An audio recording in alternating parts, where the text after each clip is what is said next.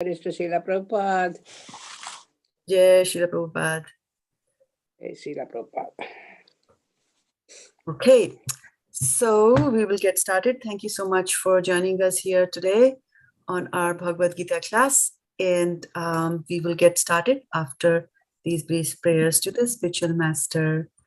Om Ajnana-timarandhasya Jnananjana-shalakaya Chakshurunmilitam yena tasmai Shri Gurave Namaha.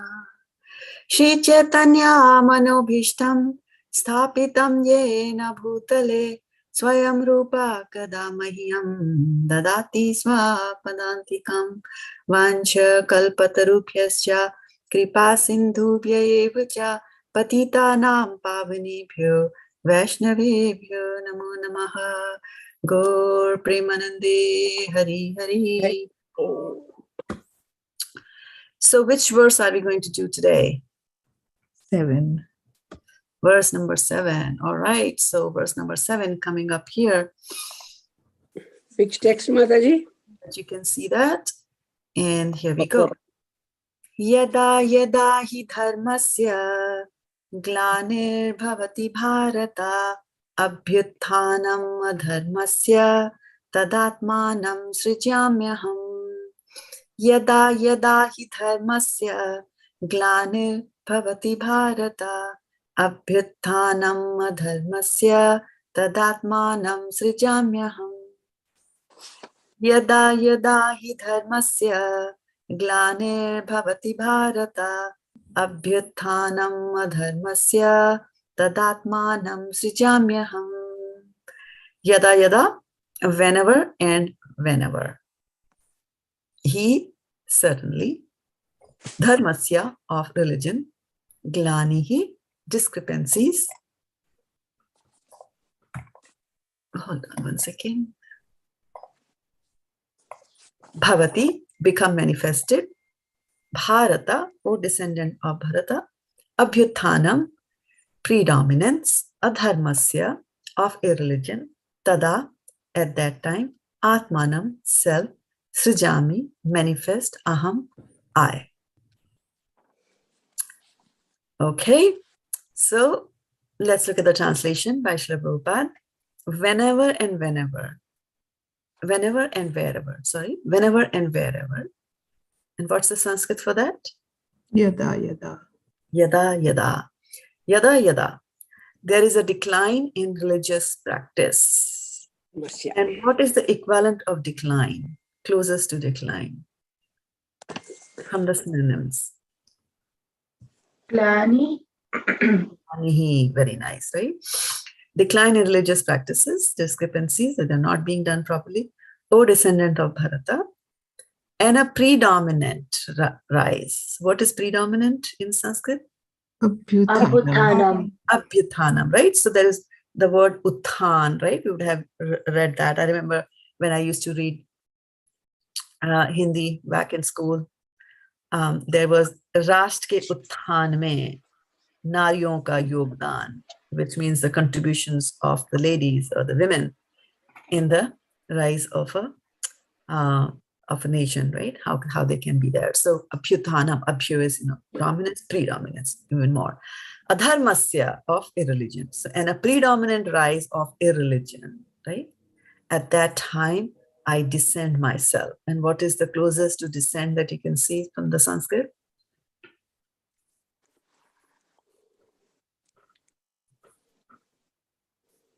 At that time, I descend myself. Srijami. Srijami, exactly right. Yeah, Srijami, right? So he manifests himself, right? He's there. He's just going to manifest. It's not that Krishna is born, right? And why do we say it's not that Krishna is born? Because if you look at the last verse that we did last week, it says Ajopi san avyayatma bhutanam ishvaropi san. So Ajopi, Ajo was unborn, right? Mm-hmm. He had already explained to us last week, we had in the last verse, that he is not born, right? So again, here he's saying, I descend myself. He's not saying that I'm born like that, right? He's descending. He's there in the spiritual world, and then he comes down. Okay. Purport by Srila Prabhupada. The word Sijami is significant herein. Sijami cannot be used in the sense of creation, because according to the previous verse, there is no creation of the Lord's form or body, since all the forms are externally existent. Therefore, Sijami means that the Lord manifests himself as he is. Although the Lord appears on schedule, namely at the end of the Dwapar Yuga of the 28th millennium of the 7th Manu in one day of Brahma. He has no obligation to adhere to such rules and regulations because he's completely free to act in many ways at his will. He therefore appears by his own will whenever there is a predominance of irreligiosity and a disappearance of true religion. So predominance of irreligiosity. What is the Sanskrit for this? Predominance of irreligiosity. Abhyuthanam adharmasya. Abhyuthanam adharmasya, right? Predominance of religiosity and a disappearance of true religion. Principles of religion are laid down in the Vedas, and any discrepancy in the matter of properly executing the rules of the Vedas makes one irreligious. In the Bhagavatam, it is said that such principles are the laws of the God, of the Lord. Only the Lord can manufacture a system of religion. The Vedas are also accepted as originally spoken by the Lord himself to Brahma from within his heart. Therefore, the principles of dharma or religion are the direct orders of the Supreme Lord of God, dharmam tu shakshat bhagavat pranitam. These principles are clearly indicated to the Bhagavad-gita. The purpose of the Vedas is to establish such principles under the order of the Supreme Lord, and the Lord directly orders at the end of the Bhagavad-gita that the highest principle of religion is to surrender unto him only and nothing more. The Vedic principles push one towards complete surrender unto him, and whenever such principles are disturbed by the demoniac, the Lord appears. From the Bhagavatam, we understand that Lord Buddha is the incarnation of Krishna, who appeared when materialism was rampant and materialists were using the pretext of the authority of the Vedas. Although there are certain restrictive rules and regulations regarding animal sacrifice for particular purposes in the Vedas, people of demonic tendency still took to animal sacrifice without reference to the Vedic principles. Lord Buddha appeared in order to stop this nonsense and to establish the Vedic principles of non-violence. Therefore, such and every avatar or incarnation of the Lord has a particular mission, and they all described in the revealed scriptures. No one should be accepted as an avatar unless he is referred to by the scriptures. It is not a fact that the Lord appears only on Indian soil. He can manifest himself anywhere and everywhere, and whenever he desires to appear. In each and every incarnation, he speaks as much about religion as can be understood by the particular people under their particular circumstances. But the mission is the same, to lead people to God consciousness and obedience to the principles of religion. Sometimes he descends personally, sometimes he sends his bona fide representative in the form of his son or servant, or himself in some disguised form. The principles of the Bhagavad-gita are spoken to Arjuna, and for that matter to other highly elevated persons, because he was highly advanced compared to ordinary persons in other parts of the world. 2 + 2 = 4 is a mathematical principle that is true in the beginner's arithmetic class and in the advanced class as well. Still, there are higher and lower mathematics. In all incarnations of the Lord, therefore, the same principles are taught, but they appear to be higher and lower in varied circumstances. The higher principles of religion begin with the acceptance of the 4 orders and 4 statuses of social life, which will be explained later. The whole purpose of the mission of incarnations is to arouse Krishna consciousness everywhere. Such consciousness is manifest and non-manifest only under different circumstances. Om Tat Sat Srila Prabhupada Ki Jai. So this is a very famous verse. Those of us who are coming from India have a lot of familiarity with this verse. We know it in and out. Yada yada hi dharmasya glanir bhavati bharata pyutanam adharmasya tadatmanam sajamyaham. So yada yada. What was yada yada? Whenever and wherever. Whenever and wherever. Right? So this is a very interesting thing that when and Prabhupada also mentions that in the purport to this particular verse, and that is that, and I really like the way actually how Prabhupada boldly and bluntly just says that, he's the Lord. He's the Lord, and he will do whatever he wants. He will come whenever he wants to come. He's not, he doesn't have any obligation to align to any kind of a schedule that we lay down to God, right? And sometimes we do that. We try to put our own schedules for God. For example, I've been chanting for 10 years. Why is Krishna not appearing in front of me? Right? So we have put a schedule for the Lord. Here's the timetable. Mr. Lord, you're supposed to appear on my station, just like a train will come according to the railway timetable. Krishna is supposed to appear in my life whenever I demand, right? And this is actually, this vision and this faulty way of thinking is also, supported by the movies, where you see that the hero, hero's mother is sick, or hero is sick and hero's mother is standing in front of a deity in a temple and very rigorously ringing the bell and singing, of course, the song, and they get angry and they're like, are you sleeping and are you what? And then the Lord comes, right? So we think that Lord can come according to our demands, but that is not the case, right? Lord, and in the previous verse, which is an interesting verse, and let me bring up the previous verse again here. And I had brought this thing out last time also, and that was that Krishna was talking about in the beginning. He was talking about that this was kalam nashtam, through the time. This is parampara and this knowledge that I had given to the Surya god, all that got destroyed, right? And then he was talking to him about, I have, many births I have lived, and you both have come here, and you remember, I remember, you don't, and things like that, right?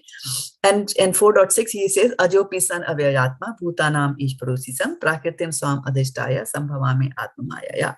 So he was saying that his main thing over here was that, I am unborn, right? I am unborn, because in the previous verse, he has said many, many births when I have taken. So here in this verse, he's saying that I am unborn, and he's trying to explain that his birth is actually a spiritual or a transcendental birth. He's not talking about the material birth.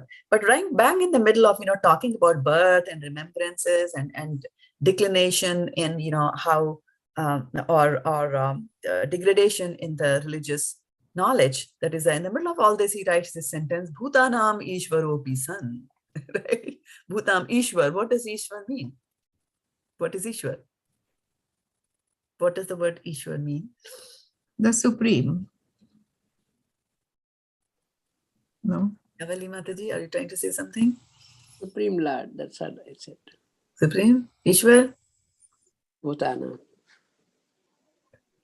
No? No? Godhead. Supreme? The Lord of the Jivas, Lord of the Jivas? Bhutan. Well, Ishwar All those who are born. means controller. Oh. Right? Oh. Ishvara, Parma, Krishna, Yeah. Satchidananda, Vigraha. He's the controller of all the controller, right? Ishwar. Maheshwar, that's why he's called Maheshwar. He's the biggest controller, right? Ishwaroham.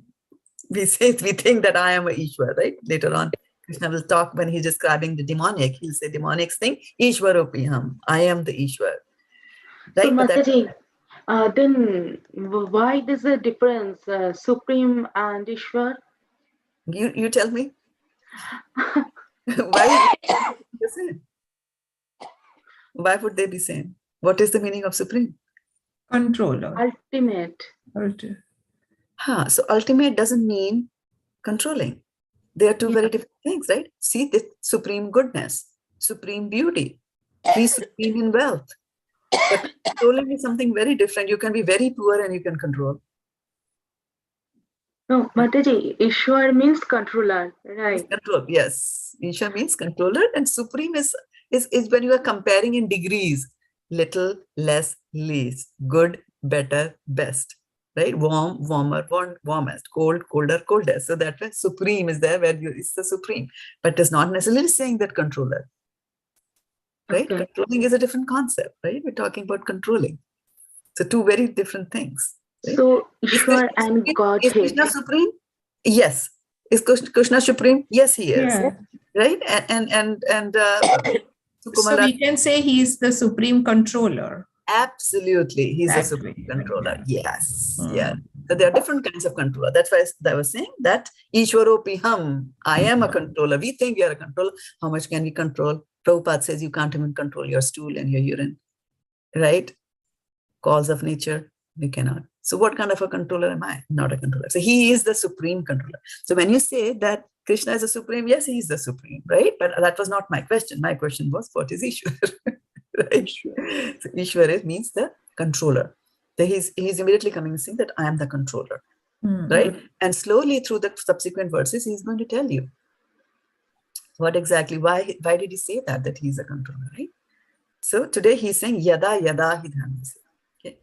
So and I'll tell you controllership in life. And sometimes we try to unnecessarily control, and sometimes we have to control because we have a role there. Okay. For example, if we are somebody's parent, right? A child.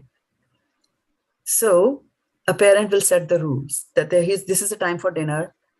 Okay. And during dinner, we will eat. And desserts you will get after you have finished your portion, whatever I have given you for your dinner. After you finish that portion, then you have your sweets. You can't start dinner with dessert, right? You can't eat ice cream first and then I'm going to eat spinach. That's not going to work, right? So when the child says that, no, I want to have ice cream, what does the mother say? First you finish your dinner, then. Yeah, right. Nope, right? Sit down or something like that, right? She's a controller. She's controlling, right? So we control in our own rights, right? Policeman standing on the crossroad, right? You would have seen that in India. We don't see that in USA at all. Very, very, very rarely maybe, right? He's got a whistle in his hand and he says he gives the whistle and he puts his hand like that. Everybody stops, right? He's controlling the traffic. He's a traffic control policeman. So people will control. There are controller general of finances, right? So there are people in different levels. They do different kinds of controllership, but the supreme controller, right? Supreme controller is one whom nobody else can control. Yeah, controls everybody and whom nobody else can control, right? So Ishwar, so he says that, I am Ishwar, right? He's a controller. So now when we come to our verse here, he says yada yada hi dharmasya. And then Prabhupada is very nicely saying that Krishna is scheduled to appear. And he said that when does he appear? In a day of Brahma, in the 28th millennium of the seventh Manu. And if you look at the third chapter of Srimad Bhagavatam, where it talks about, the chapter itself is called the Scheduled Incarnation. So Scheduled Incarnation means that, at such and such a date, in such and such a yuga, in such and such a place, these incarnations, Krishna is going to incarnate. That's already proclaimed. He is going to come, right? But that is not necessarily that, he will only come like that because he is subservient to the schedule that is written there in the Vedas or in the scriptures. He will come whenever he wants to come. He is a controller. So we have to understand that. And I really like the way how Prabhupada so easily says that in the purport to this verse. And that is because Prabhupada has got full conviction that Krishna is the supreme. We don't have that. We don't have full surrender to Krishna. That is why, we sometimes argue, get angry with Krishna, stop talking to Krishna, question Krishna, like that, because the full surrender is not there, right? And we see full surrender was not there in Arjuna also in the beginning. So he's saying that yada yada, so which means that whenever and wherever he wants to come, he will come, right? He wants to come in the water, he'll come as Matsya Avatar, like that. So whenever and wherever, it is entirely his wish. It is not we cannot do that, right? Like at least ordinary people, we cannot do that. Of course, if you are a devotee who's crying out really from the heart for Krishna to come, then he will come. And we know the famous story, for those of you who are reading the Chaitanya Charitamrita. We recently celebrated the Gaura Purnima. So why did he come? Who called him? Advaita Acharya. Advaita Acharya. Very good, right? Advaita Acharya. He was sitting with the palm, water in his palm and some tulsi leaves, and he was praying and he was saying that please come, right? So he will come bound from love, he will come, right? Krishna will surrender to his devotees. And that is why they say that that Krishna is glorified by Uttam Shloka, right? So when you use shlokas to describe Uttama Shloka, Uttama Shloka Gunanuvada, right? So his gunas are defined and described by Uttama Shlokas, shlokas which are beyond this material world, okay? But sometimes the word Uttam Shloka is also used to describe his devotees of Krishna. So we should glorify not only Krishna, but we should also glorify the devotees of Krishna.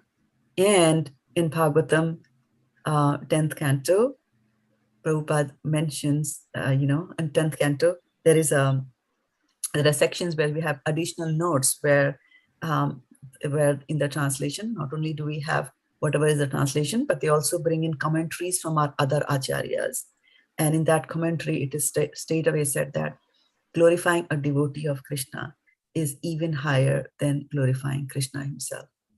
And that is something that pleases Krishna even more. So we have to be very, very careful that the opposite is also true. And what does that mean? That means that if we go and mess up with a devotee of Krishna, Krishna is even more angry than he is if I mess up with Krishna. So we have to keep that in mind. And it's very, very important to know that devotees are very, very precious, very, very precious, and have to be handled with care or reverence. Otherwise, we enter into Vaishnava Aparad, right? So sometimes it's good not to say anything, not to speak anything. Even if you see something, api chet suduracharo bhaste mam ananya bhak sadhureva samantavya, right? If you see a devotee doing wrong, you don't just go with a loudspeaker and start proclaiming to the whole world and then try to fix them, right? You just, stay quiet, pray to God, like that, okay? So that type of humility and self-control has got to be there. So Krishna here is saying, yada yada hi dharmasya glaner bhavati bharata.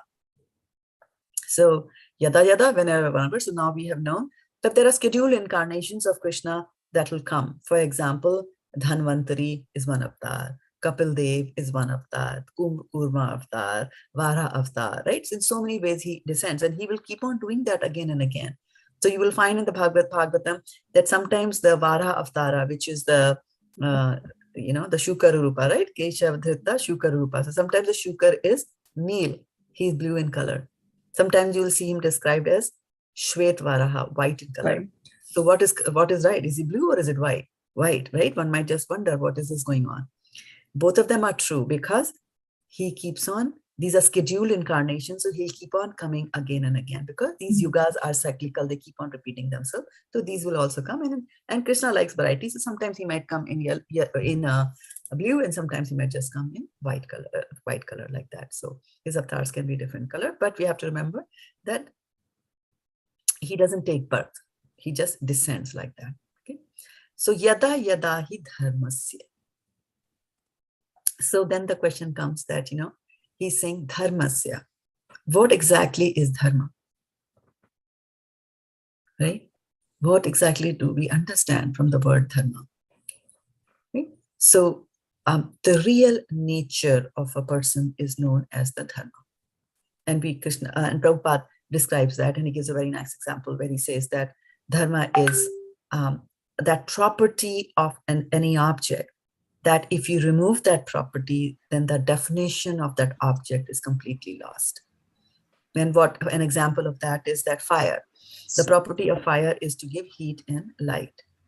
So, right? So if you remove the heat from the fire, it is no longer fire, right? You cannot call it fire. So that is what the dharma is. And so dharma is not a religion. Prabhupada explains that in the introduction to Bhagavad-gita, because religion is something that you can change. What is religion? Religion will be a set of do's and don'ts, some doctrines, some dogmas, some rituals like that. That makes up a religion. But you can change the religion, right? You can become a Hindu, tomorrow become a Christian, tomorrow become a Buddhist. It's entirely up to you that you do, right? But then what is the main dharma? What is the eternal dharma or the Sanatan dharma? What is the real dharma of the soul? And that real dharma of the soul is that we are the servants of the Lord. Right? Jivera Swarup Hoya Nitya Krishna Das. Yeah, Krishna Das. So that is what it is, right? Your Swarup is, your Swarup, your nature, your Dharma is to be Nityara, eternal servant of the Lord. That is what our Dharma is, and that cannot be taken away. And Prabhupada says that because we have got this tendency to serve, that is why you will see that people serve. Why does a mother serve the son? Why does the son serve the parents? Right? Because it's our nature to do that. Politician serves the citizen, citizens serve the politician, and so on and so forth, right? So that tendency is there, right? But the thing is that, who are we, as citizens, who are we serving, right? I can be a citizen of India and move to USA, become citizen of USA, then go back to some other country, become a citizen of that country. I can be serving this and that, this and that, this and that country, right? So Sanatan, eternal, one that never changes, is that you serve the Supreme Personality of Godhead. And all the religions will be telling you that you have to serve the Supreme God, like that, okay? And so yada yada hi dharmasya. So we said that, okay, this is the dharma, that you are the subordinate of Lord, you have to serve Lord. But where is it written? Right? We have to, it's not something that I'm concocting on a Saturday evening and telling you all to do that, right? So for that, we refer to scriptures. You have to go to the scriptures, and scriptures are going to tell us, right? This or that. And so a few months ago, we read the story of Ajamila from the Srimad Bhagavatam, right? And Ajamila was the guy who was he was a good guy in the beginning, and Brahmana, right? He was from Kannauj in Uttar Pradesh. And he used to live with a wife, and wife was coming from a very nice Brahmin family also. And but he saw a prostitute and he fell, and then he marries the prostitute and starts to earn money to keep her, and has 10 children with her, and starts to even doing things like killing people for their money. So he gets degraded, but because of his previous samskaras, he named his last son as Narayan, and was very attached to his last Narayan. So he was always calling Narayan, Narayan, Narayan. And then, of course, when he was about to die one day, then the Yamdutas come, right? Because of all the bad things that he has done, the Yamdutas are going to come in. So when the Yamdutas come to get him, then he gets scared by seeing this hideous looking creature. So he starts calling out to his son who was playing nearby. He says, Narayan, Narayan. And as soon as he says Narayan, Narayan, then the Vishnu Dutas arrive, because a person who remembers Narayan at the end of his life, Ante Narayan Smriti, right? What is the job of a person? Ante Narayan Smriti. Shrutavya Kirtitavya cha. Throughout your life, you do listen to Krishna Katha and you kirti, you recite Krishna Katha. And at the end of your life, you remember Krishna Ante Narayan Smriti. So that's what he did. He called out the name of Narayan, purely calling out the name of the Lord without any ulterior motive there related to Krishna. So he called and they come. And they absolutely prevent the Yamdutas from taking him away. Whereas the Yamdutas had their own list of what are the reasons that we should take away this man to hell. And he was not allowed to take away. The Vishnu Dutas defeated them. They just would not allow him to touch Ajamila. Ajamila returns to his body, or not returns to his body, but was prevented from being yanked from his body by the Yamdutas. The Vishnu Dutas intervened there, right? And so they are very, very puzzled, and they go back defeated. Never ever in their career such a thing had happened that they tried to get a soul and they were prevented from doing that. So they're completely boggled, and they're like, they go to Yamraj and they say, Yamraj, we thought that you are the Lord and Master. What is it they are talking about, Vishnu and all that kind of stuff, right? And so then he tells them the story and he explains, and there he says that, what is dharma and what is adharma? So they were saying, the Yamdutas were saying that this guy, did a lot of bad deeds, but he did not do prayashchitam. He did not do prayashchit. And so he should be taken to hell. But the Vishnu Dutas were saying that he called out the name of the Lord in the end. So who is right? Where is the law book? Who writes the law book? Right? In the law book of Yamramya, according to the law books of Yamraj, right, Ajamila was supposed to rot in hell. But there was apparently some other court, right? There was the state court and then there was the Supreme Court. So the Supreme Court overruled right? The justice meted out by Yamraj. And so then Yamraj explains and he says, dharma tu sakshat bhagavan pranitam. So what is dharma? Is something that is laid out by God.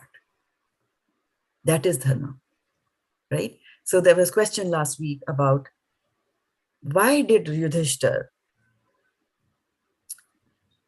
take the challenge of fighting, of playing the game of dice, where we all know gambling is the fourth regulative principle, right? Why did he do that?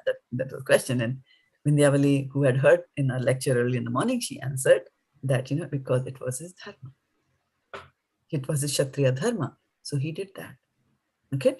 So this word dharma, we have to understand from various perspectives as to what dharma actually means, right? So the dharma of a river is to flow. The river will flow, right? And then we also hear that when people hear, we used to sing the praises of Krishna, right? In Uttama Shloka, when they are glorifying Krishna in Uttama Shloka, then the birds would stop in the middle of the air and the rivers would stop flowing. So that means the river lost its dharma. River is supposed to flow. Now the river is stagnant, right? Because they're all mesmerized by listening to the Katha, Krishna Katha.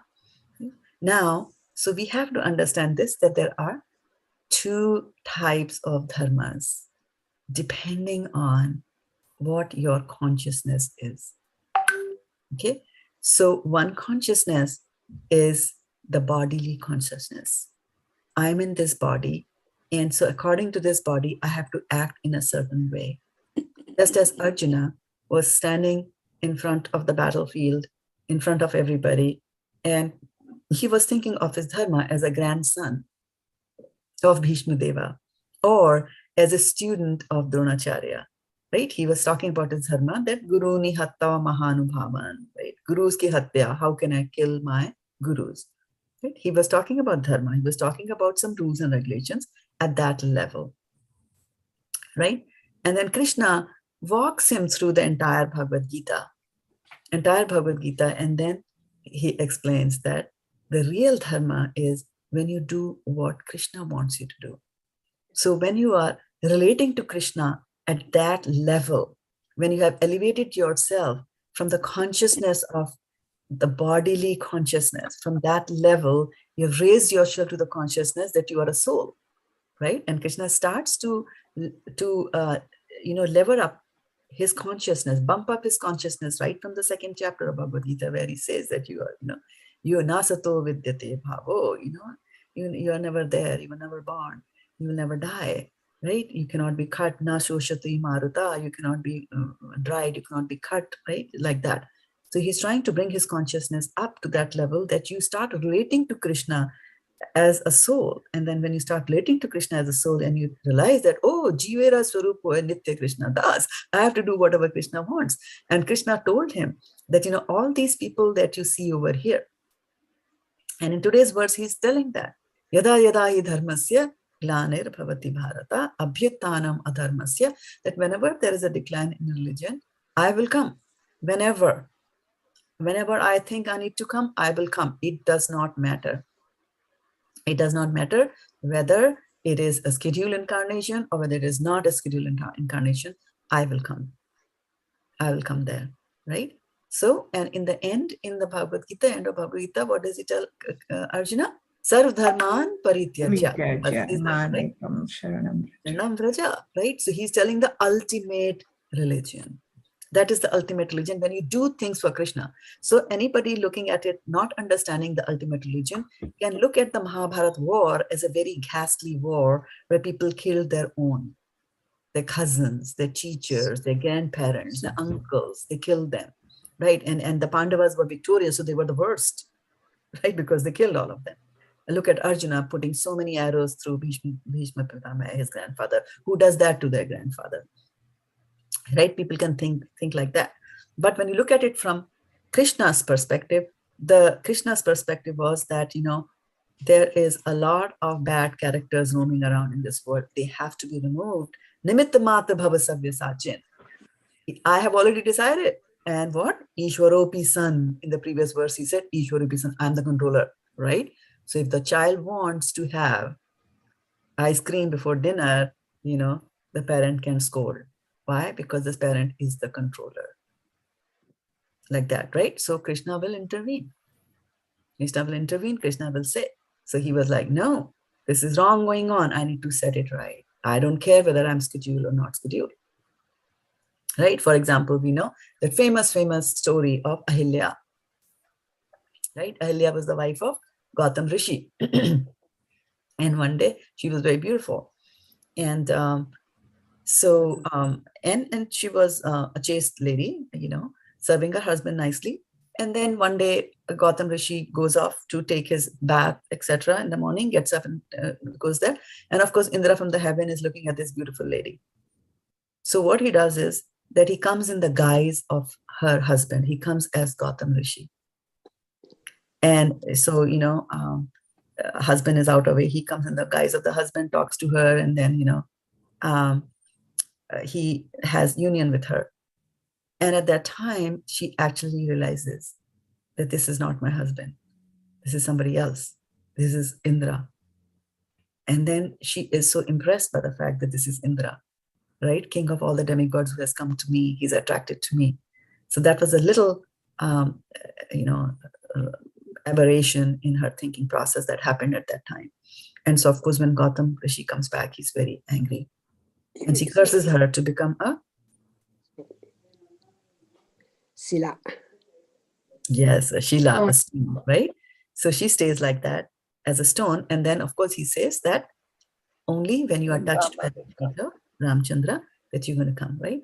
So this is happening in Satyuga. So there is Satyuga, then there is Dwapar, and then there is Treta, and then there is Kali Yuga. That was the scheduled way of the yugas to come. But because of this, that, Ahilya has become a stone, all this was arranged. And then for that time, Treta comes first. And Ramchandra is born first, not born, incarnates first and takes care of Ahilya. And then the Dwapar follows like that. So these are things that are scheduled, but then there is somebody who can override the schedule, right? For example, in the school, there is a timetable, but the teacher can sometimes say, okay, today is history, but we are going to play games, right? Sometimes used to happen. Ever happened to any one of you? It was a history class and the teacher said, let's go out and play, right? Sometimes it happens and we are thrilled to bits. So that's what happens. Vindhyavali Mataji has a hand raised. Yeah, go ahead. Mataji, I have a small question. Today, we had in the class, like Bhishma Deva, he knows everything. And he's a very knowledgeable person. He's a Pitamaha, and then he is a senior most person. He knows everything now. But why if you wait for Uttarayan Punyakala, that time, if anybody gives their body, they goes to heaven. That's what they say. So if he knows everything, why did he wait it till Uttarayan Kala? And what did they tell you? What did they tell you in the class? No, I couldn't get the answer properly. That's why I'm asking. And what do you think? After all that we have read and heard and discussed all these years, what do you think? Might be Krishna's mercy, Krishna's deal, I think. Because he wanted Krishna to come in front of him when he passed away, So I thought that is Krishna's... Absolutely. Yeah, we have to understand, and something more that we have to understand here is that people think about, will I pass away at a good time? Will I pass away in Uttarayan? Will I pass away in Dakshinayan? Again, we are trying to be controllers. Again, number one, two things are there. One, we are trying to be controller and think that, we can somehow or the other, we can, adjust. We can adjust death. And it's very interesting that one of the definitions that Prabhupada gives of dharma, is dharma is something that helps you at the time of death and after it. Dharma might not seem to be helping me during my lifetime. During my lifetime, dharma might be something very, very difficult for me to do. but it's dharma that tells you, right? So one thing is that we are trying to think that we can control, we can manipulate, and we can, if I do this, then I will go, right? So we're doing our manipulations.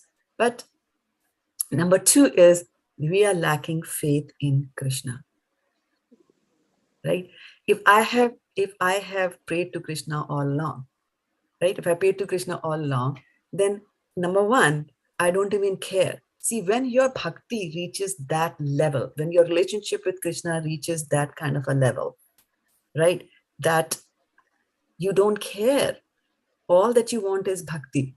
All that you want is an opportunity to serve Krishna. You don't care whether you are here, whether you passed away in Uttarayan or Dakshinayan, whether you're in the body of elephant or you're in a crocodile, you don't care. All that you say is that Krishna, I should not forget you. Wherever I am, I could be a rich person, bad person, human being, I could be a nishad, I could be a demigod, I could be anything, right? So that consciousness has to be at that level, and it rises to that level, right? What does Prahlad Maharaj say? I mean, Narsingh Dev is standing there in front of him, offering him all kinds of material opulences, right? But he doesn't take any of these. And what does he say? That I want these fools and rascals, as Prabhupada translates, I want to take care of these fools and rascals. So that is a devotee's heart. They want to come again and again because they feel now that they have seen Krishna, now they have understood Krishna, now they have tasted that nice relationship, they are now worried about others who are not tasting. Because why I thought that was because when Yudhishthira Maharaj and other rishis and everybody comes to the deathbed of Bhishma, Krishna, he asked Krishna to come also, Krishna give darshan also. Yes. But when Krishna asked him to pacify Yudhishthira Maharaj, because he was feeling that so many people killed in this Kurukshetra war, he said he was feeling bad and I should die because a lot of people died because of me. I don't want this kingdom. But why I thought like that, because, and then Krishna, why he asked, he wants Krishna to help him. And then he couldn't, whatever Krishna says, he won't listen. But Krishna says, Bhishma Pitamaha need to talk. At that arrows of bed of arrows, like that, his last stage, he asked Bhishma Pitamaha to talk about to Yudhishthira Maharaj. So that's what that that was really something, Mataji. Right. So if you start looking, for what Bhagavatam is saying, start looking from what Prabhupada is saying, and also remember that Mahabharata war is not a war that happened, and then from the war we are able to gather some gems of knowledge or information. It is a play. Shakespeare says this whole world is a play and we are actors on it, right? It is a play. So Krishna arranged all these things. That's what he's saying. I have arranged for all these things. I've arranged for all these things. And so he will make all that happen so that opportunity is given to everybody to speak. And then for us, many, many thousands of years later, to gain knowledge from that information like that, right? And then the third thing is that in the Isham Parishad, that what is that famous verse? Athedam bhasmantam vayu anilam amritam athedam bhasmantam shariram om krito smara kritam smara krito smara kritam smara. So the person is saying that, when I'm dying, and so when my air in my body mixes with the air outside, fire to fire, ashes, like that, as they say, right? So he says, krito smara, oh Krishna, just remember all that I have done for you. Oh, remember all that I have done for you. And in the purports of that verse, Prabhupada says that for a devotee of the Lord, he need not worry because yes, Krishna will take care of him. He automatically takes care. Right. So that thing has to, Rashishati iti Vishwaso. This is one of the 6 limbs of surrender to Krishna. Yeah. When we don't have that, then we try to do adjustments here and there, and we fail miserably. Despite all the plannings that we can make, despite everything that we do, our things just fail. Like you're saying, we're chanting. How come Krishna is not helping us? Exactly. Because we want to be served. Yeah. And the center is me. If you think chanting. For chanting, it says that you chant to please the Lord. When you're chanting, Lord is pleased, right? So if your total understanding is that I chant to please the Lord, then you won't count the years or decades or lifetimes that have gone by chanting, because all that you're doing is you're pleasing the Lord. But the moment the arrow finger starts pointing to me, I'm not getting pleasure after chanting, I'm not seeing that, then there is problem. Then you start counting the days. Otherwise, why will you count? Right? When we are serving our children, do we count that I have served my child for 4 years, 4 decades? It's fine, it's enough. We don't do that. We'll serve them till we die. Right? Like that. Varshana Mataji. Hare Krishna, Mataji. Mataji, recently, you see, about Pune, I read chapter 8, Srimad Bhagavatam, first canto. And there, you see, Yudhishthira goes to Shri Krishna in his shiva, and he says that he sees him meditating, and he asks him and he waits for some time till he finishes his meditation, and he is surprised that, Lord, whom are you meditating at? You see, he says, I'm meditating at Bhishmadev, because he is meditating on me and I meditate on my bhaktas. So that is how, you see, we have to go. And then he tells him that you wear your crown and go there. Without crown, don't go. And then only he will be able to give you the instructions how to take care of you see, your people, your citizens. You see, you must take over. So this was very interesting when Mataji asked. And another question, Mataji, I have, why Gautam Rishi did not curse Indra? You want him to curse? You want some curses flying around here and there? Curse is a blessing. Curse is a blessing. Curse is a blessing. So they will give at the appropriate time and to the appropriate person. Curse also will be given to a deserving candidate. But Yeah, because Ahalya got that curse and she just blessed with Rama, you know. That is a thing. yeah, but you would wonder that if Indra is the king of demigods, why would he even do such a thing in the first place? And so you answer. I have answered that question several times. What is that, Mataji? What is it? Why does Indra do? Indra is because he is very arrogant. No, he's something. He's very puffed up and he thinks... Right. Yeah. So Indra is one. See, again, remember, we get into this habit of blaspheming Indra. Right. It's so easy to say, hey, look at Indra. He's a, right, some bad word we use because of all that he does, right? All that we see. And so we get, and this is what I was saying earlier in the day today, that dharma becomes very difficult for us. And we should not be the ones pointing out he's wrong and she is wrong and interfering in things. So as you read the Bhagavatam further and further, yeah, I mean, we have heard about Indra, we also heard about Narada from other sources, but as you start to read the Bhagavatam and understand about Indra and who Indra is, first and foremost, understand what a demigod is. Who is a demigod? Right? There are 31 crores demigods, right? Who are the demigods? First and foremost, not anybody and everybody can become a demigod. They're called Devta, so they are different from us, right? So there's something special about them. Of course, you see, they're more powerful, and power comes to the deserving candidates, right? In some way, shape, or form. So we have to remember in the first place that Indra is a devotee of the Lord. He's the king of the heavens. He has been given that role, right? To take care. He's the king of all the demigods. So now he's like the executive director. He's in that position. So demigods are devotees of the Lord, and api chet suduracharo bhastemam ananya bhag. I'm saying from the Bhagavad-gita, which Krishna has told for us, that if you see others doing something very wrong, right? Sadhur eva, especially devotees, sadhur eva samantavya. You have to understand that they are sadhus. And literally he's saying, like, you keep your gob shut. Why? Because Shipram bhavati dharmatma shashvat shantim nigachati. that soon, because they are engaged in my devotional service, they will become better.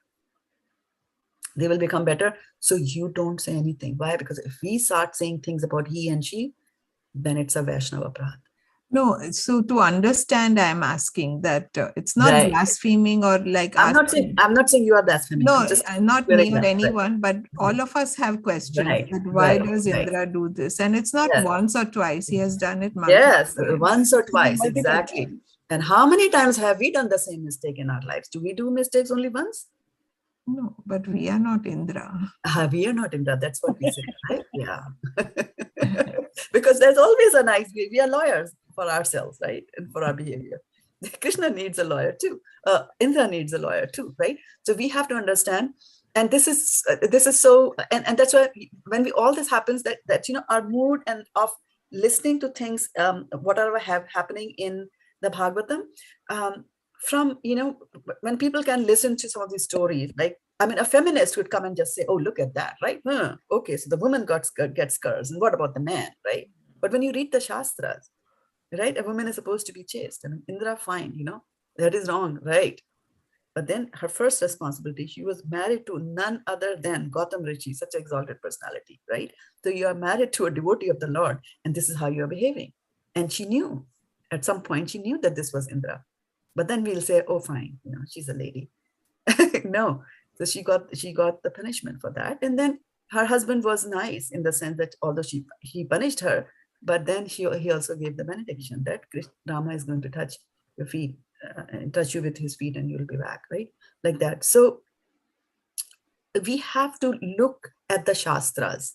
We have to look at the Shastras with the eyes of devotion. Unless and until we don't look at it with the eyes of devotion, we will always find mistakes here and there.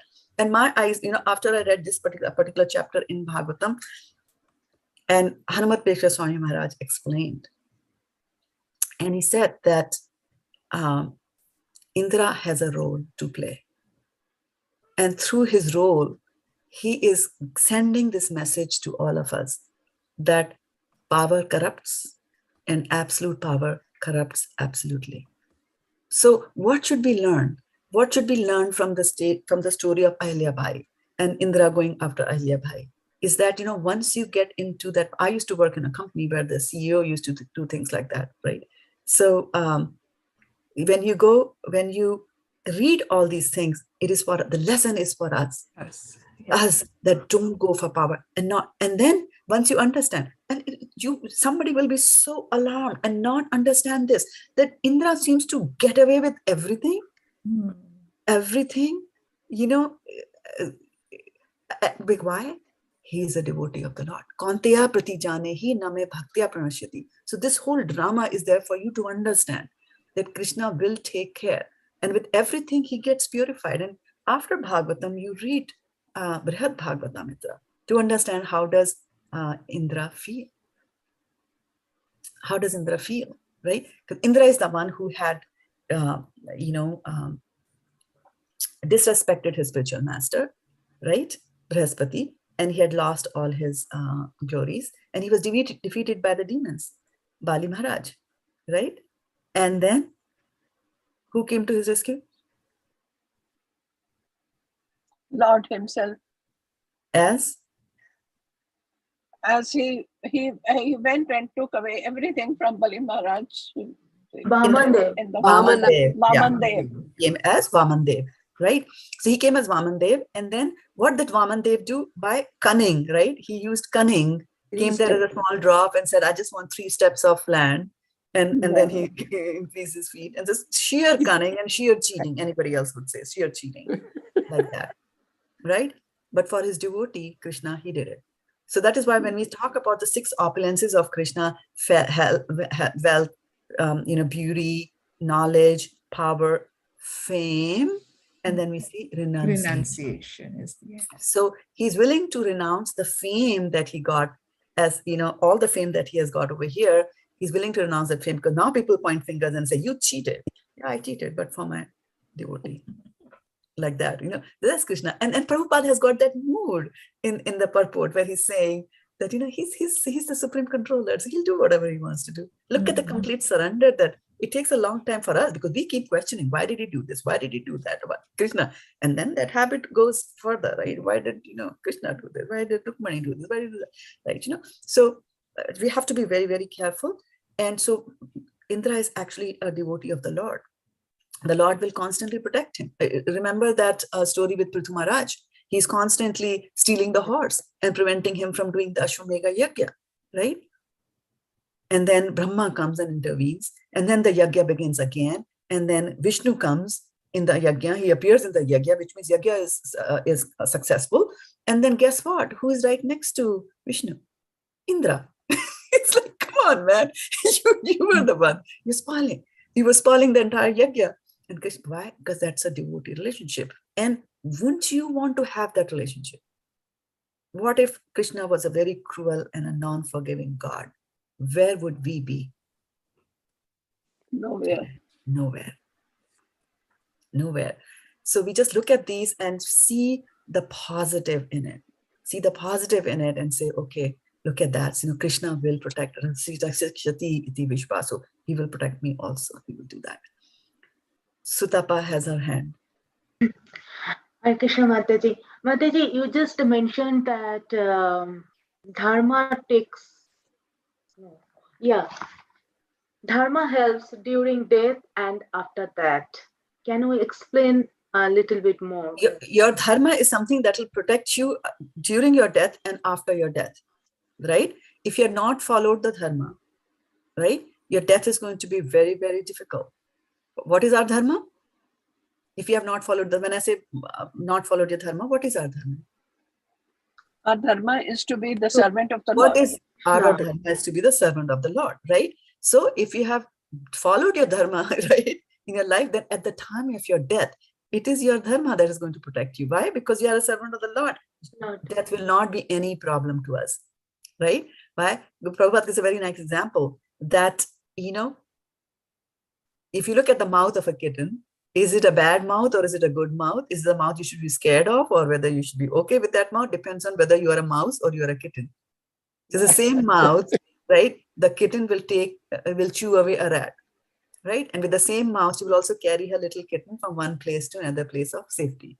So similarly, when death comes, for a devotee of the Lord, it's the beginning. It's a happy beginning. I'm going back to meet my God, my Lord that I loved my whole life. Right? So it is your Dharma only that will save you at the time of your death from being scared of death, right? And then of course, it's your Dharma that you followed throughout your life is going to take care of where you go after your life. So Dharma is something that takes care of you during the time, especially during the time of death and then after the time of That's why these charities and other things, they say, whatever you do during your lifetime, it will take care of you at the death time and after. Yeah. So charities are telling you, but they're not telling you the full picture, right? So charities are telling you that you give your money and I will build a hospital for you and we will do this and that, right? So what they're doing is they are treating the symptoms, right? If a person is poor and hungry and we give him the food, we have just treated the symptoms, but we have not explained to that person why he was hungry in the first place. Why was he born in some God-forsaken place? Why is there famine in the country? Why was he born in that country? Why is he in a country which is raging war while somebody is in some other peaceful country where nobody fights at all? Right? And so why does all that happen? So we have to give that, and that is the real benefit that you can do for people, right? So when people are saying that if you give charity, it will take care of you in your next birth, yes, but they have not told you where your next birth is going to be. They have not told you that because of all these charities, you can be elevated to a higher planetary system. And then from there, you can look at the beautiful women, not only in that planetary system, we could also look at the beautiful women on earth, and we will give you some mystic powers for which you can come down to this earth also and try to enjoy. What they don't tell you is that your pious credits are getting exhausted. They are not telling you of the avyaya, the currency that never exhausts. They are not telling you that. But Mataji, sometimes we do a lot of mistakes unknowingly. Means we don't know that it's a mistake or something. So what will happen in that case? What about the karma? Yeah. So here's the thing, that even if you know, like if you did not know the laws of the land, right? For example, controller. Krishna is a controller. Krishna has his laws, right? India has got his own controller. America has got his own controller. When I was in India, I was driving on the left side of the road. When I came to America, I was told to ride on the right side of the road. Now, if I say, no, I'm coming from India, I will ride on the right side of the road, I will put to jail, right? Or my driving license will be taken away. Why? Because you have to obey the law of that particular person, the one who has laid the law over there, right? So, what was your question again, Sudapa Mataji? Mataji, I asked, means we do a lot of mistakes by mistakes. Yeah, sorry. Yeah. So when it comes to the mistake, right? So when I say that, oh, I made a mistake, I'm from India, so I was driving on the side of the road, you will still be punished. So when it comes to making mistakes, remember, laws of karmas are very difficult to understand. Even if you unknowingly make mistakes, the punishment is already there. Why? It's a law of material nature. You take hydrogen and oxygen, combine them, put some pressure, water will be formed always. Always a law of material nature. Tit for tat, it's the law of material nature, right? So that might put us in a very, very precarious condition. It is good to find yourself in a precarious condition, because until and unless we find ourselves really cornered, we really don't open our eyes and think about Krishna, right? So now that you know that this is Prahlad Brahma says, padam padam yad vipadam natesham, and literally speaking, with every step you can be killing many ants. Many creatures can come underneath your feet, and all that is wrong. You're killing, and it will have its subsequent reactions, right? Karmani nirdahati kintu cha bhakti bhajam govindamadi purisham tamaham bhajami. That all these karmic reactions that you accumulate knowingly or unknowingly, karmic reactions that you accumulate, right? They can be burned away. A track record can be burned away only by one thing, and that is chanting bhakti holy bhajam. name, Devotional service. Service. Bhakti bhajam. That's why Govindamadi Purisham Tamaham Bhajami. That is why I worship you, O Lord Govinda. By your worship, all this track record is going to. So have faith in devotional service, Sudapa, right? Don't worry about these things. Krishna will take care. And the pastime of Krishna are enunciating this so many times. Aghasura, with the big mouth, right? Big mouth, the snake with the big mouth comes. And what do the kids say? Do you think it's a snake? Do you think it's a demon? No. Do you think it's a cave? And then they say, Cave. Krishna will take care of it. Let's go inside. Yeah. That's the mood of a devotee. Now, we are not saying that you go into the mouth of a snake like that, but that's the mood that it's trying to tell you. The mood that Rakshisiti iti Vishwaso. Krishna is going to protect. Remember, Krishna protects his devotees. That is the main thing there, right? So yada hi dharmas. Paritranaya sadhunam. Next verse. Paritranaya sadhunam vinashaya jadistita. Paritranaya sadhunam. Have faith that Krishna will do, right? And sometimes you don't get the results immediately. Sometimes whatever we want so badly, it is orthogonal to Krishna's plan. Right? Life is smooth when our plans and Krishna's plan are in parallel, right? Because whatever you're wanting, Krishna's plan was also that. So you're getting there, right? The moment Krishna's plans go orthogonal, that's when it pinches, like, oh, I wanted that and I didn't get that. Oh, I wanted this and that. So, if Krishna's plans are like that and your plans are like that, what's going to give you? What are you supposed to do? What should you do to make it a happy situation again? Just wait for it to be the right plan. Wait for it to the right plan, or you align your plans with Krishna's. Krishna. Again, you are in Align your plan with with it. Krishna. Yeah. Right? That's And good. you apply, surrender. Sarv dharman parityajya mam ekam sharanam vraja. You surrender. And it's a very difficult thing. It's a very difficult thing. But once you get it, then it is called sweet surrender. You are surrendering with a sweet mood. Because you have really realized Govindam Adi Purusham. Tamaham Bhajam. You have really realized Ishvara Parma Krishna. You have really realized that. And then surrender is not a problem at all. You just surrender. What's wrong? What's wrong with that surrender? When I know that this person is going to take care of me, this person is going to love me, why should I bother? Like that. So to come to that mood, we have to do the Cheto Darpana Marjanam. Cleanse the mirror of the heart. Right? So yada hi dharmasya glanir bhavati bharata abhyuthanam adharmasya. When there is an increase in irreligiosity, tadatmanam sajamyaham. I descend myself. I descend myself. కొంచెం వేసం లేదు. వచ్చి పైకి wait చేసుకుని No, తినాలి please. కదా. So here we go. I'm going to bring up something from Srimad Bhagavatam, and we're going to read that here. And this was Srimad Bhagavatam in the fourth. Yeah. So in the fourth canto of Srimad Bhagavatam, we have the story of Dhruva Maharaj, right? Who was Dhruva Maharaj? What was the story? Dhruva Maharaj, Mother Dhruva Maharaj wanted to sit in the lap of his father, but his mother, Sunit, stepmother, told him, no, you have to take birth from my womb, and then only you are eligible to sit in the lap of your father. And she pushes him away, and he goes running to his mother, crying that what is it? And she tells him that I cannot do anything. Only God can help you out, and you can go. I have heard that if you go to the forest and meditate on him, you can do that. Even Narad Muni meets him on the way and deviates his plan and tells him, you are too small to do that. But still, he says, please don't tell me that. My mother has told me to sit and meditate.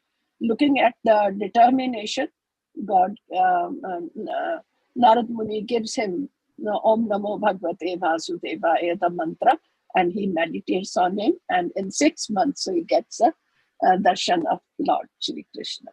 Of the Lord. Very good. Yeah. It's a very good summary. So here in continuing on in that same canto of Bhagavatam, there is a description of descendants of Dhruva Maharaj, right? So there's a lot of descendants, but I'm going to start off from a particular point. And this is a conversation happening between Vidura and Maitreya. So during the Mahabharata war, Vidura had not participated.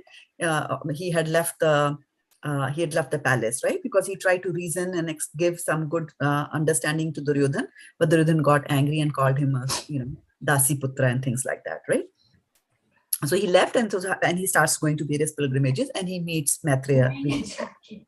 So he's requesting Maitreya, my dear Brahmana, you're well conversant with all the subjects, both past and future. Therefore, I wish to hear from you all the activities of King Vena. I am your faithful devotee, so please explain this. Maitreya replied, my dear Vidura, once the great king Anga, so Anga is a descendant coming from Dhruva Maharaj, arranged to perform the great sacrifice known as Ashwamedha. All the expert Brahmanas present knew how to invite the demigods, but in spite of their efforts, no demigods participated or appeared in that sacrifice. The priest engaged in the sacrifice then informed King Anga, O king, we are properly offering the clarified butter in the sacrifice, but despite all our efforts, the demigods do not accept it. O king, we know that the paraphernalia to perform the sacrifice is well collected by you with great faith and care and is not polluted. Our chanting of the Vedic hymns is also not deficient in any way, for all the Brahmanas and priests present here are expert and are executing the performances properly. Dear king, we do not find any reason that the demigods should feel insulted or neglected in any way, but still the demigods who are witnesses for the sacrifice do not accept their shares. We do not know why this is so. Maitreya explained to the king Anga after King Anga, after hearing the statements of the priest, was greatly aggrieved. At that time, he took permission from the priest to break his silence and inquired from all the priests who were present in the sacrificial arena. King Anga addressed the priestly order. My dear priest, kindly tell me what offense I have committed. Although invited, the demigods are neither taking part in the sacrifice nor accepting their shares. The head priest said, O king, in this life we do not find any sinful activity even within your mind. So you are not in the least offensive. But we can see that in your previous life you performed sinful activities due to which, in spite of your having all qualifications, you have no son. O king, we wish all good fortune to you. You have no son, but if you pray at once to the Supreme Lord and ask for a son, and if you execute the sacrifice for that purpose, the enjoyer of the sacrifice, the Supreme Personality of Godhead, will fulfill your desire. When Hari, the supreme enjoyer of all the sacrifices, is invited to fulfill your desire for a son, all the demigods will come with him and take their share in the sacrifice. The performance of the sacrifices and the karma-kandi activities achieves the fulfillment of the desire for which he worships the Lord. Remember, it's karma-kandi activity, right? Not pure devotional service.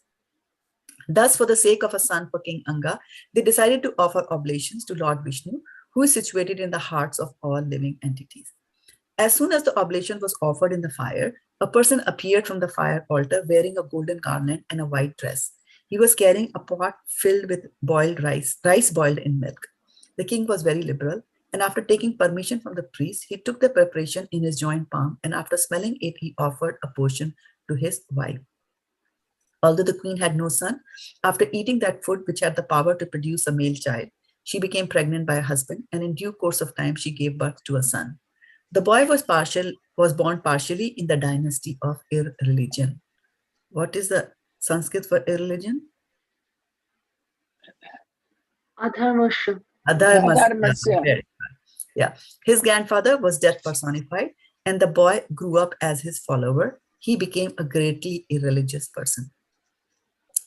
After fixing his bow and arrow, the cruel boy used to go to the forest and unnecessarily kill innocent deer. And as soon as he came, all the people would cry, "Here comes cruel Vena, here comes cruel Vena." The boy was so cruel that while playing with young boys of his age, he would kill them very mercilessly as if they were animals meant for slaughter.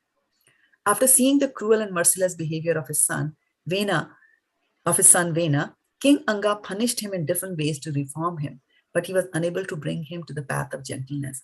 He thus became greatly aggrieved. The king thought to himself, persons who have no son are certainly fortunate. They must have worshipped the Lord in the previous life so that they would not have to suffer the unbearable happiness caused by a bad son. A sinful son causes a person's reputation to vanish. His irreligious activities at home cause irreligion and quarrel among everyone, and this creates only endless anxiety. Who, if he is considered an intelligent, would desire such a worthless son? Such a son is nothing but a bond of illusion for the living entity, and he makes one's home miserable. Then the king thought, a bad son is better than a good son, because a good son creates an attachment for home, whereas a bad son does not. A bad son creates a hellish home from which an intelligent man naturally becomes very easily detached. Thinking like that, King Anga could not sleep at night. He became completely indifferent to household life. Once, therefore, in the dead of the night, he got up from bed and left Vena's mother, his wife, who was sleeping deeply. He gave up all attraction for his great opulent kingdom, and unseen by anyone, he very silently gave up his home and opulence and proceeded towards the forest. When it was understood that the king had indifferently left home, all the citizens, priests, ministers, friends, and people in general were very greatly aggrieved. They began to search for him all over the world, just as a less experienced mystic searches out the super soul within himself. When the citizens could not find any trace of the king after searching for him everywhere, they were very disappointed, and they returned to the city where all the great sages of the country assembled because of the king's absence. With tears in the eyes, the citizens offered respectful obeisances and informed the sages in full detail that they were unable to find the king anywhere. The great sage Maitreya continued, "O great hero Vidura, the great sages headed by Bhrigu were always thinking of the welfare of the people in general. When they saw that in the absence of King Anga, there was no one to protect the interests of the people, they understood that without a ruler, the people would become independent and non-regulated. The great sages then called for the Queen Mother Sunita, and with her permission, they installed Vena on the throne as the master of the world. All the ministers, however, disagreed with this. It was already known that Vena was very severe and cruel. Therefore, as soon as all the thieves and rogues in the state heard of his ascendance to the royal throne, they became very much afraid of him. Indeed, they hid themselves here and there as rats hide themselves from the snakes. When the king ascended to the throne, he became all-powerful with 8 kinds of opulences. Consequently, he became too proud. By virtue of his false prestige, he considered himself to be greater than anyone. Thus, he began to insult great personalities. When he became overly blind due to his opulences, King Vena mounted a chariot and like an uncontrolled elephant began to travel through the kingdom, causing the sky and earth to tremble wherever he went. All the twice born Brahmanas were forbidden henceforth to perform any sacrifice, and they were also forbidden to give charity or offer clarified butter. Thus, King Vena sounded kettle drums throughout the countryside. In other words, he stopped all kinds of religious rituals. Therefore, all the great sages assembled together, and after observing cruel Vena's atrocity, concluded that a great danger and catastrophe was approaching the people of the world. Thus, out of compassion, they began to talk amongst themselves, for they themselves were the performers of the sacrifices. When the great sages consulted one another, they saw that the people were in a dangerous position from both directions. When a fire blazes on both ends of a log, the ants in the middle are in a very dangerous situation. Similarly, at that time, the people in general were in a dangerous position due to an irresponsible king on one side and thieves and rogues on the other. Thinking to save the country state from irregularity, the sages began to consider that it was due to a political crisis that they made King Vena, although he was not qualified. But alas, now the people are being disturbed by the king himself. Under such circumstances, how could the people be happy? The sages began to think within themselves. Because he was born from the womb of Sunitha, King Vena is by nature very mischievous. Supporting this mischievous king is exactly like maintaining a snake with milk. Now he has become a source of all difficulties. We appointed this Vena king of the state in order to give protection to the citizens, but now he has become the enemy of the citizens. Despite all these discrepancies, we should at once try to pacify him. By doing so, we may not be touched by the sinful results caused by him.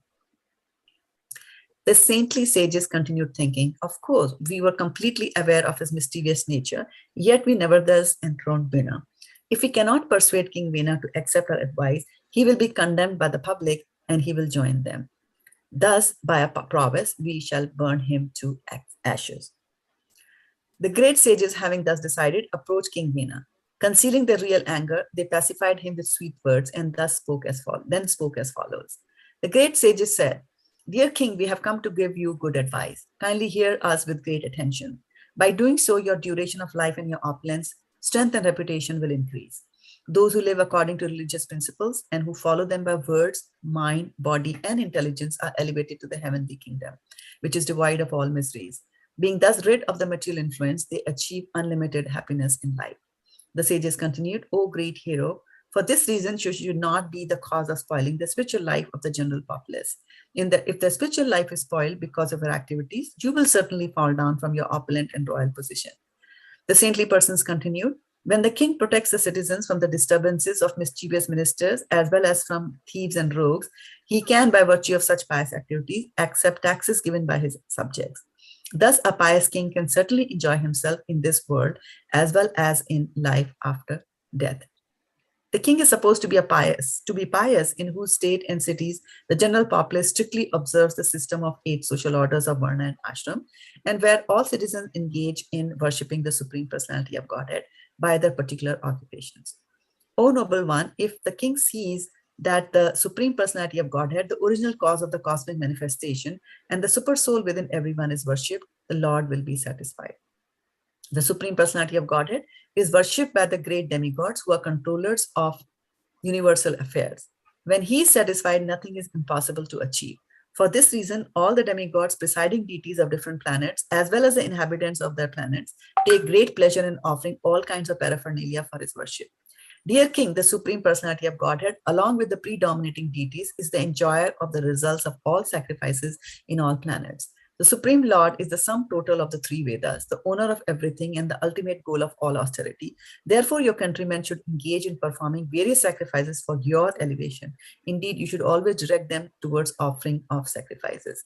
When all the Brahmanas engage in performing sacrifices in your kingdom, all the demigods who are plenary expansions of the Lord will be very much satisfied by their activities and will give you your desired results. Therefore, O hero, do not stop the sacrificial performances. If you stop them, you will disrespect the demigods. King Vena replied, "You are not at all experienced. It's very much regrettable that you are maintaining something that is not religious and are accepting it as religious. Indeed, I think you are giving up your real husband who maintains you and are searching after some paramour to worship. Those who out of gross ignorance do not worship the king, who is actually the Supreme Personality of Godhead, experience happiness neither in this world nor in the world after death." This is Vena speaking. You are so much devoted to demigods, but who are they? Indeed, your affection for these demigods is exactly like the affection of an unchaste woman who neglects her married life and gives all attention to her paramour. Lord Vishnu, Lord Brahma, Lord Shiva, Lord Indra, Vayu, the master of air, Yama, the superintendent of death, the sun god, the director of rainfall, Kuvera, the treasurer, the moon god, the predominating deity of the earth, Agni, the fire god, Varuna, the lord of waters, and all others who are great and competent, to bestow benedictions, or to curse, all abide in the body of the king. For this reason, the king is known as the reservoir of all demigods, who are simply parcels of the king's body. And I want you to pay particular attention here, because Krishna says that, right, over a period of time, whatever his teachings are, they get destroyed and they get twisted.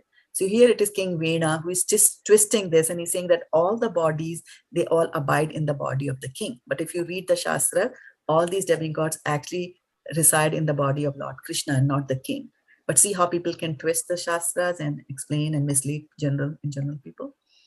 King Vena continued, for this reason, O Brahmana, you should abandon your envy of me, and by your ritualistic activities, you should worship me and offer me all paraphernalia. If you are intelligent, you should know that there is no personality superior to me who can accept the first oblations of all sacrifices. The great sage Maitreya continued, thus the king, who had become unintelligent due to his sinful life and deviation from the right path, became actually bereft of all good fortune. He could not accept the request of the great sages, which the sages put before him with great respect, and therefore he was condemned. My dear Vidarta, all good fortune unto you. The foolish king, who thought himself very learned, thus insulted the great sages, and the sages, being broken-hearted by the king's word, became very angry at him. All the great saintly sages immediately cried, kill him, kill him. He is the most dreadful, sinful person. If he lives, he will certainly turn the whole world into ashes in no time. The saintly sages continued, this impious, impudent man does not deserve to sit on the throne at all. He is so shameless that he even dared insult the Supreme Personality of Godhead, Lord Vishnu. But for King Vena, who is simply inauspicious, who would blaspheme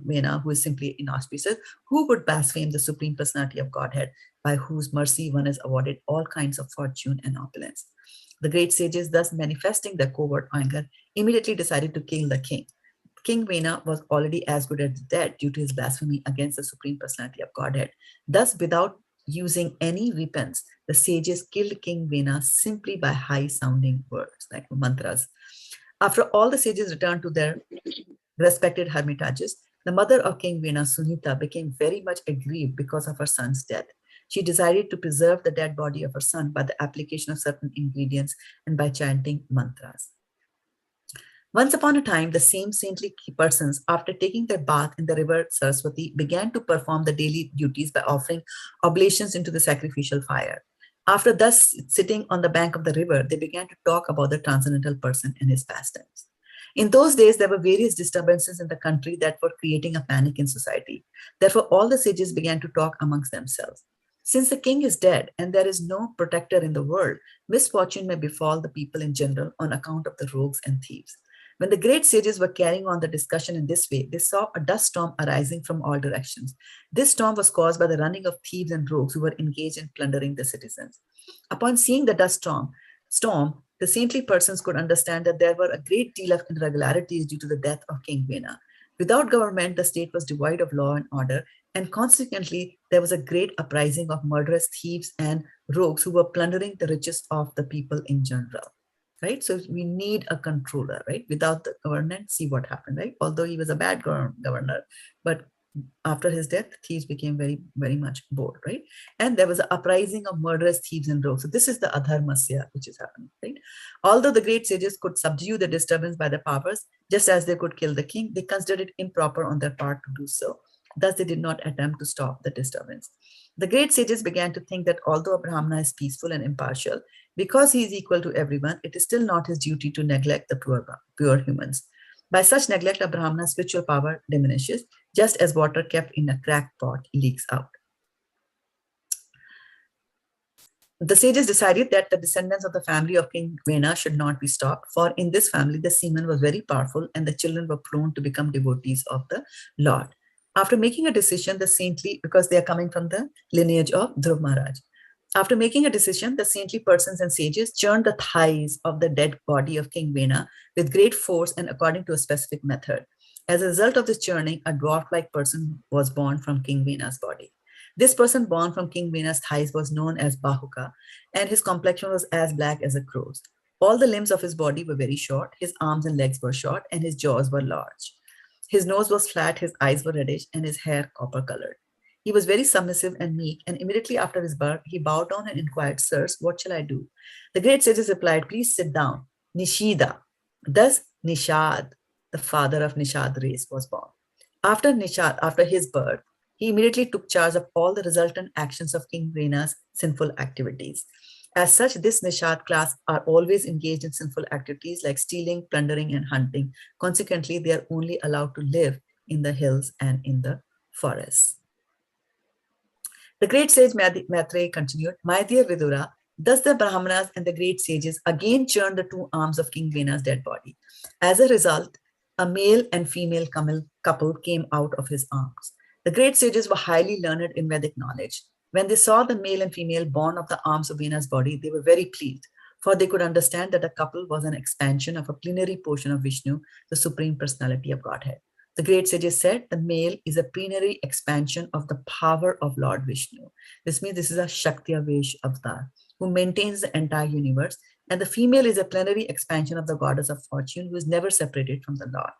Of the two, the male will be able to expand his reputation throughout the world. His name will be Prithu. Indeed, he will be the first among the kings. The female has such beautiful teeth and beautiful qualities that she will actually beautify the ornament she wears.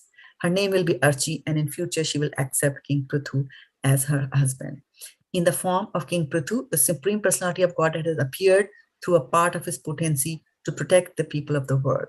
The goddess of fortune is the constant companion of the Lord, and therefore she has incarnated partially as Archi, King Prithu's queen. So that's end the from Srimad Bhagavatam, where we see Yada Yada hi dharmasya glaner bhavati bharata abhyuthanam adharmasya tadatmanam sajamiham. So adharma, we saw great examples of adharma over here. And so adharma happens when we start to serve ourselves and our senses, and instead of Krishna Indriya Priti, that is to serve the senses of the Lord. Okay, so I'll stop here with a minute to go. And any ask questions? I actually have a hard stop at 7:30 today. I need to attend to something, but I'll take one reflection.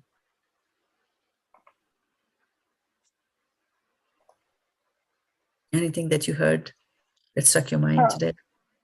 Yeah, Mataji, but sometimes, not sometimes, most of the time, it happens that if the ruler or the head of the family or the ruler or the state magistrate or whosoever is the head, and he is not a good ruler, naturally, Mataji, you feel bad, and you are troubled by his ways of ruling. So, you express your feeling against him. Yes. So then, is this also an offense to? It's a very interesting thing. Yeah, it's a very interesting. Yes, it's a very interesting thing that you bring up. And when we read the very first chapter, not the very first chapter, but in the beginning of Srimad Bhagavatam, where the story of the bull and the Mother Earth, right? And bull is standing there with the legs all broken, and Mother Earth is asking that who has brought you into this condition, right? And when Parikshit Maharaja also comes and asks the bull who has put you into this condition, and then he says that, to pinpoint, to give a point, and this is where, the karmic reactions are very difficult to understand. He says, even to point out to those people who are doing wrong, you incur a part of their sinful reactions. The Bhagavatam starts from there. Yeah, that's why I was saying that, the best thing is silent prayers. To talk too much is not good. and to understand. And of course, you can do dadati pratigrinati, you can do confidentially, you can, guhyam akhyati prichti, confidentially you can ask, but then you have to understand what is in your heart. So in the case of these sages that we heard the story of, what was in their heart? Why were they doing this cursing and non-cursing and so-called interfering? Because they had the good of the people in their heart, right? So cheto darpana marjanam, that is the first thing. We have to first cleanse our heart before we can take on this responsibility of, setting things right. Till that point, and when you see anything wrong happening, bad happening, right? The lesson for us is that, this is something I don't want to do, and pray to the Lord that person give him the intelligence that that person doesn't do Fast it. reaction is that you react. That's a nice way, Mataji. Thank you so much. A nice way too, but the human handle reaction is just goes faster. Yeah. We don't even think that much. Mataji, in connection with this, I have a question, but I know you have a hard stop, so maybe I'll ask it tomorrow or next time. Okay, next time you can ask. But Yeah. related to this dharma and not questioning it, especially when you're born into a family and wrong is being done. So it's clearly karma. Yeah, so I'll just ask it another time. Yes, and we have to take this thing also, on a case by case basis, right? When a person is doing dharma, when people are somebody is beating an old woman, you won't just stand aside and say, okay, it's her karma, you will stop like that, right? But if somebody in my family is, just insulting me, and then I feel bad about it, and I go and talk to so many people, it's better to ignore, because even talking to so many people is not going to help you. That's right? So Right. yeah, there's a lot. Life is complicated, and emotions are complicated, and relationships are complicated. Yeah, so there's no hard and fast cookie cutter rule. So our philosophy doesn't say that you don't have to do anything. Arjuna was happy not to do anything, right? He had put aside his Gandiva, right? But is it in our place to do? Is it in your place to do it? And is it your duty? Is it your dharma? And then the dharma varies, right? Dharmas vary. Like if you're a mother of somebody, it is your duty to take care of your parents, your duty to take care and tell things to your children, right? If somebody else's children are doing things, is it yours? No. But sometimes you find that people will come and tell you all kinds of things about your children, which you think is like, back off. It's none of your responsibility. It's none of your business, like that. So it's a fine line, and it's complicated. Again, it's case by case. It boils down to discrimination, right? Sorry? It boils down to using your discrimination. Exactly, using your discriminations, but an intelligence. And intelligence comes from devotional service, actually. It gets sharpened. Yeah. It gets sharpened, yeah. The more and more we read Bhagavatam. Exactly. And so, for example, like, sometimes we get advice, and I always give that, the kind of advice a karmi person who might think that it is his dharma to protect somebody or to advise somebody, and in that process you agitate that person, right?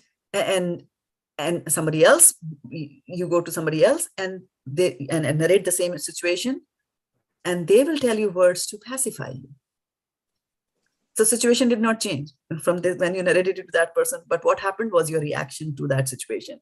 So sages are able to do that, to be able to, help you change your reaction to situations. And the peace comes from there.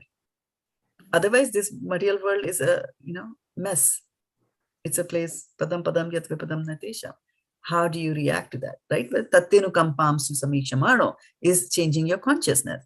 Thinking that this bad is happening to me, I deserve worse. Which text, Mataji, that 10 compound? Oh no, Mataji. Don't ask at this time. 10:14:8. Tattenu kampam, Brahma's prayers to Lord Krishna. Remember that verse, yeah. Okay. Okay. Yeah. Ultimately, the focus should be, what is my dharma? Whatever I am doing, whatever I'm engaging in, whatever words I'm speaking, whatever things I'm doing, are they improving my Krishna consciousness or not? That is the litmus test. That is a litmus test. For everything, test it out with the litmus paper. Right? Red litmus turns blue, color of Krishna. Yeah, I should do this. Blue litmus turns red. No, it's going to take me to a dharma. That's the thing.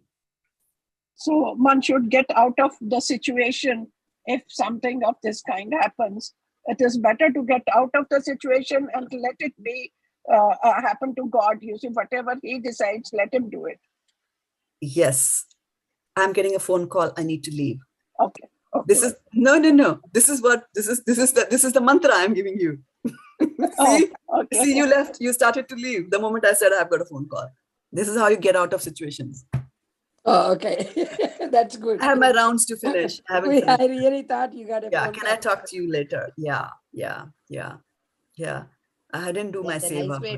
That's a nice way to get out of these situations without offending anyone. That's true. Because Thank remember, you, Mataji. you're welcome. Yeah. Hare Krishna, Danda Pranam, Vanchikalpatrubhyascha, Sindhuvyevacha, Patitanam, Papnebhyo, Vaishnavebhyo, Vaishnavebhyo, Namo Namo Namaha, Gaur Hare Premanande, Krishna. Hari Hare Bol. Krishna. Thank you. Thank you so much for all of you who are joining us here on Thank Zoom you very and much, Mataji. Thank you. Very beautiful on today. Facebook. This is Thank Krishna you, Katha. Mataji. It's going to be Thank you beautiful. so much. Hare Krishna, Thank Danda you.